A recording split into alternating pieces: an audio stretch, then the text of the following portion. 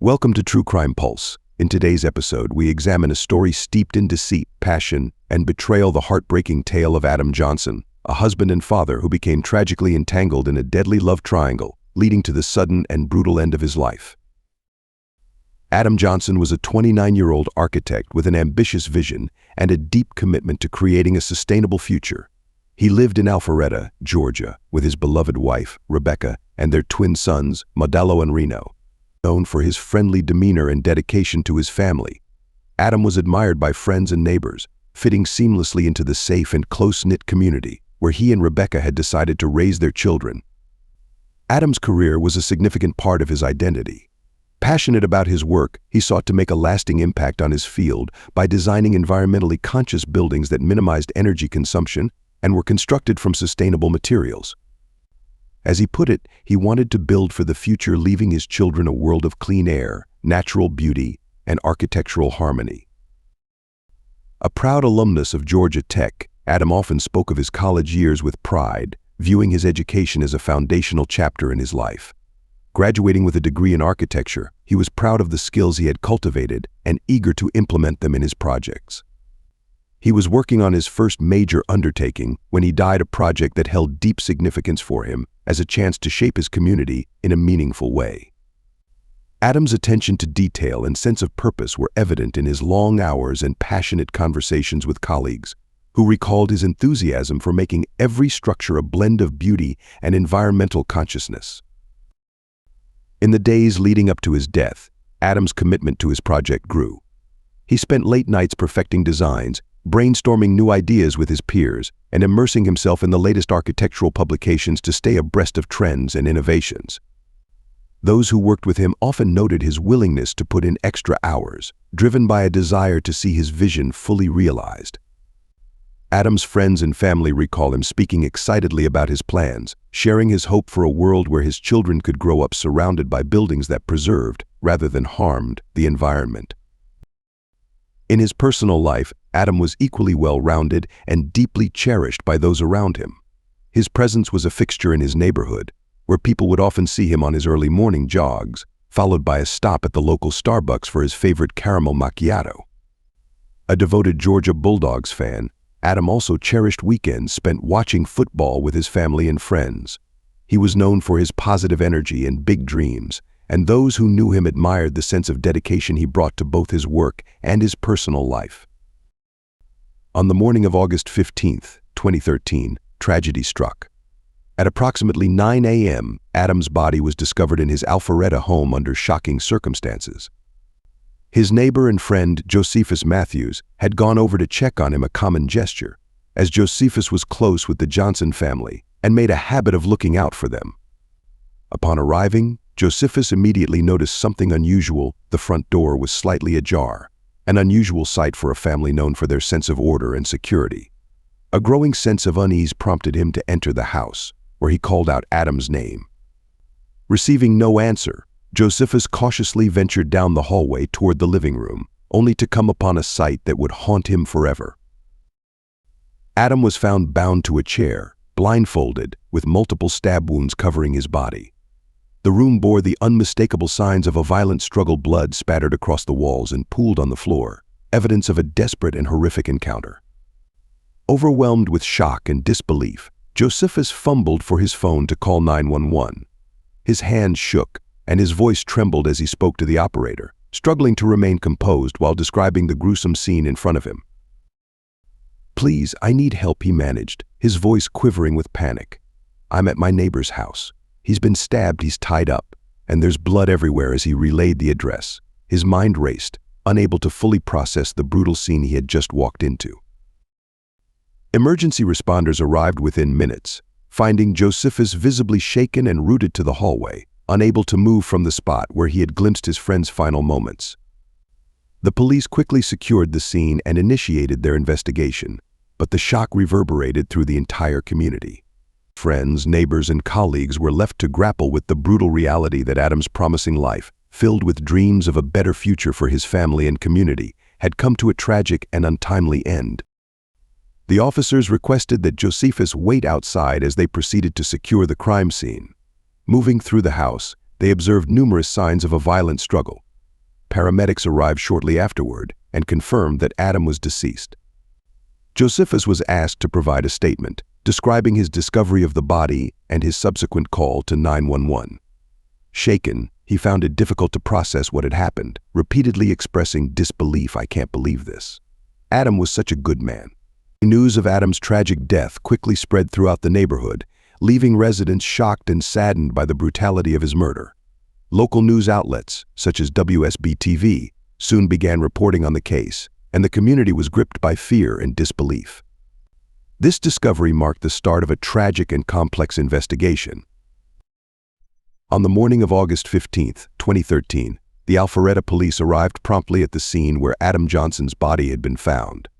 Among the first responders were Officer Clarissa Brown and her partner, Officer Dean Davis, a brother-sister duo known for their dedication and thoroughness.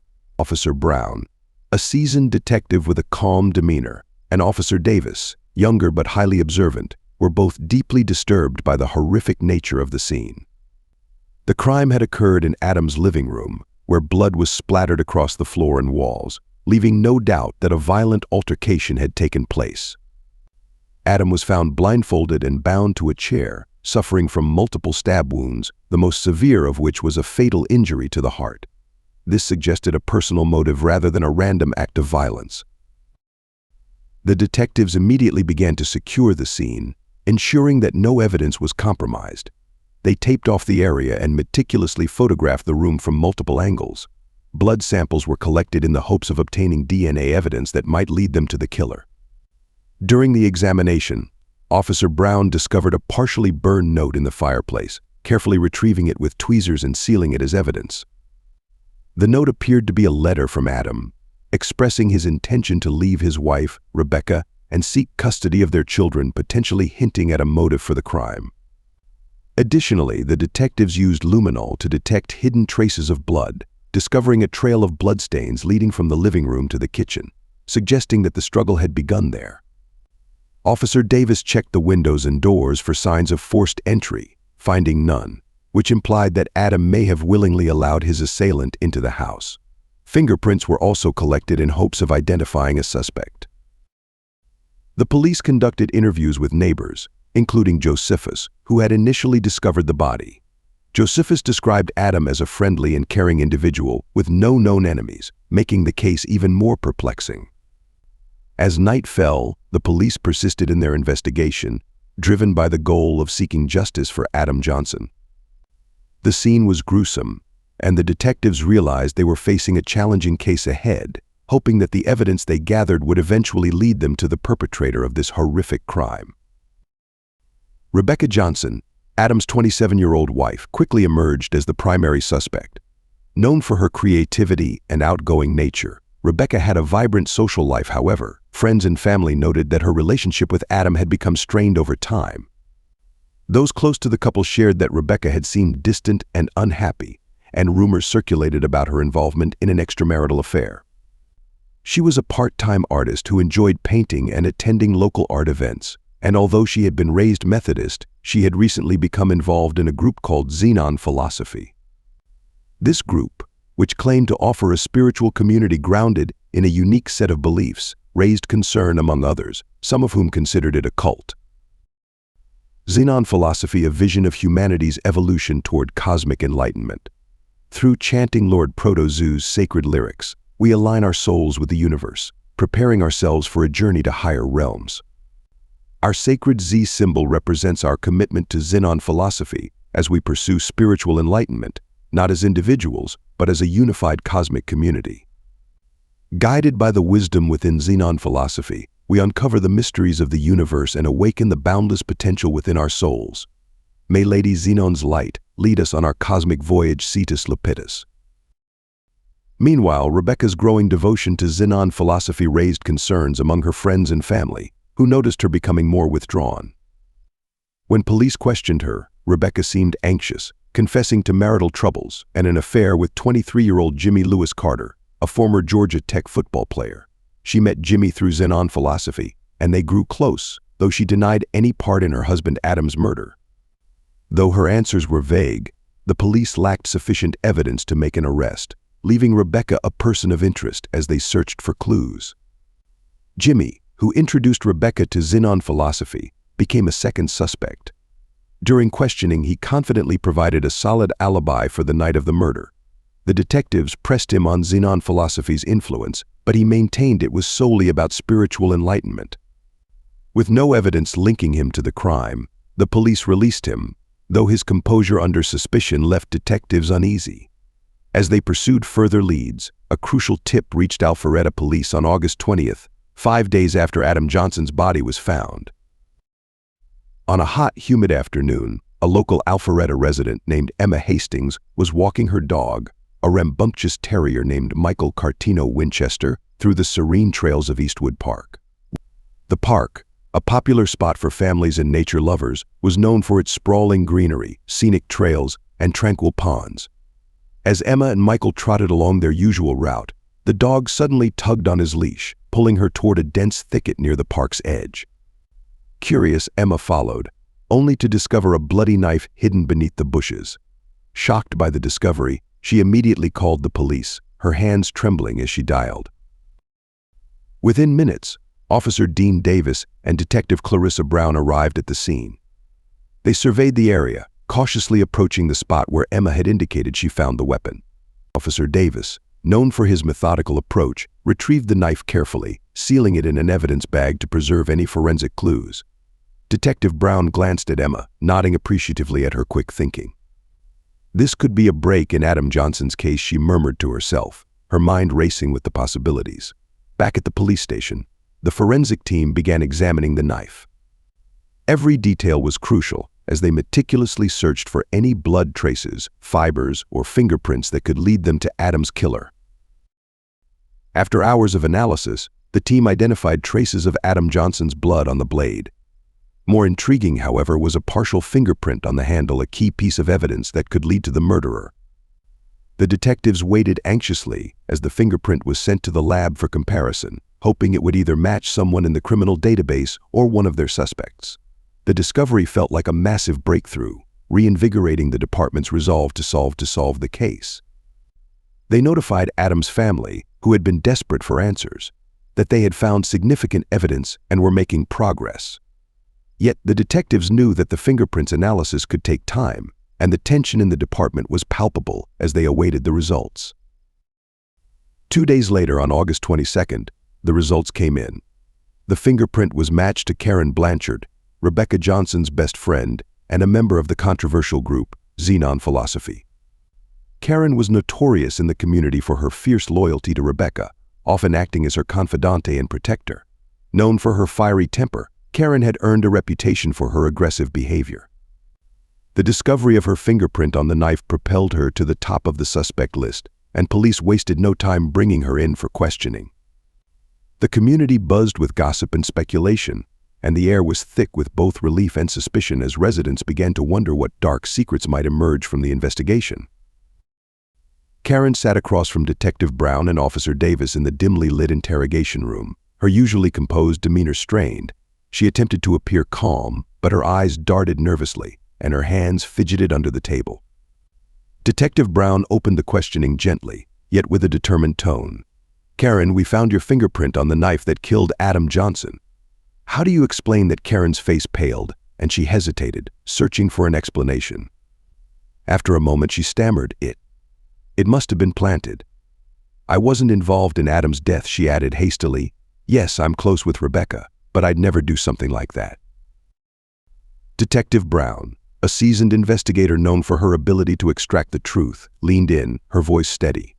"Karen, your loyalty to Rebecca is well known. You were with her and Jimmy Carter that night. This isn't about loyalty, it's about telling the truth." Karen's story began to unravel under the detective's scrutiny. At first, she claimed she was at home alone, but under continued pressure, she reluctantly admitted to meeting with Rebecca and Jimmy that evening. Her initial insistence on a casual get-together didn't sit well with the detectives, especially given the tension surrounding Adam's recent threats to leave Rebecca and take the children. Detective Brown pressed further, questioning Karen's involvement with Xenon Philosophy, a group that had raised numerous red flags in the community for its secrecy and near-fanatical dedication among members. While Karen vehemently defended Xenon Philosophy, describing it as a way to find inner peace, Detective Brown wasn't convinced. She pushed back, suggesting the group's extreme loyalty could have influenced Karen's actions. With every passing minute, Karen grew more visibly anxious, her hands beginning to tremble. Meanwhile, detectives obtained a warrant to search Karen's home, hoping to uncover more links between her, Rebecca, and Jimmy.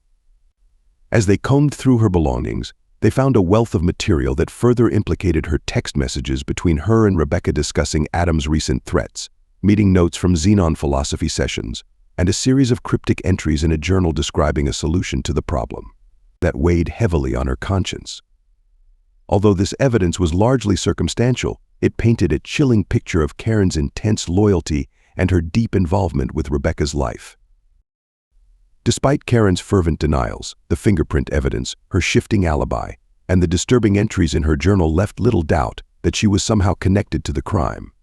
With suspicions high, the detectives maintained relentless pressure, hoping she would eventually break. As the days passed, they felt they were on the brink of a confession, but Karen held firm, refusing to implicate herself or Rebecca directly. Then, on August 25th, a new piece of evidence surfaced, giving the case an unexpected twist. Forensic experts managed to recover a series of deleted text messages from Rebecca Johnson's phone. These messages, laden with desperation and fear, revealed her frantic attempts to keep Adam from leaving. In them, Rebecca confessed to both Karen and Jimmy that she feared Adam would gain full custody of their children, Modalo and Reno, if he exposed her involvement with Xenon philosophy. Her fear of losing her family had driven her to extremes, and the tone of her messages suggested that she was on the verge of a breakdown. The messages outlined a dark timeline leading up to August 14th, the night of Adam's murder. Rebecca had confronted Adam that evening, desperate to dissuade him from leaving.